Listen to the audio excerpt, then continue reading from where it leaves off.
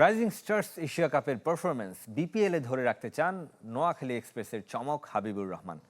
নোয়াখালীবাসীর প্রত্যাশা পূরণ করার কথা জানিয়েছেন এই ব্যাটার। সেই লক্ষ্যে মিরপুরে করছেন অনুশীলন। জাতীয় দলের কোচ এবং ক্রিকেটারদের কাছ থেকে শেখার চেষ্টা তার। ভিত্তিমূল্য ছিল 18 লাখ, সেখান থেকে ছুঁয়েছেন অর্ধ কোটি টাকা।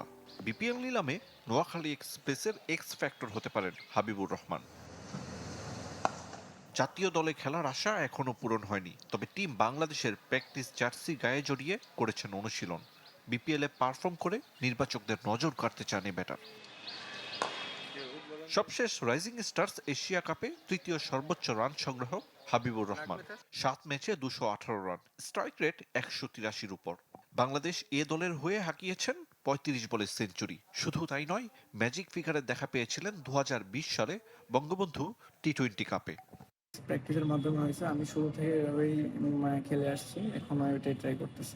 হ্যাঁ, এশিয়া কাপে যেটা শেষ করছি ওখান থেকেই শুরু করা। ঘরোয়া টুর্নামেন্টগুলোয় কম বেশি ধারাবাহিক হাবিবুর রহমান। 2024 এনসিএল টি-20-তে তার স্ট্রাইক রেট ছিল 150-র উপর, যদিও বিপিএলে 14 ম্যাচ খেলে প্রত্যাশা পূরণ করতে পারেননি। টিমের জন্য ভালো খেলা, ভালো একটা টুর্নামেন্ট শেষ করা, ভালো খেলে যেন শেষ করতে পারি, এটাই থাকবে। সামাজিক যোগাযোগ মাধ্যমে নোয়াখালীকে নিয়ে রয়েছে বাড়তি আলোড়ন। দলটিতে সুযোগ পেয়ে রোমাঞ্চিত 26 বছর বয়সী এই ক্রিকেটার।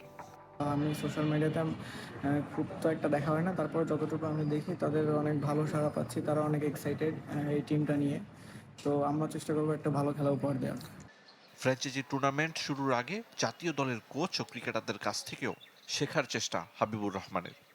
অনেক কিছুই চেষ্টা করতেছি শেখার, আরও তো শেখার অনেক কিছুই আছে। আরিফুল ইসলাম, চ্যানেল 24, ঢাকা।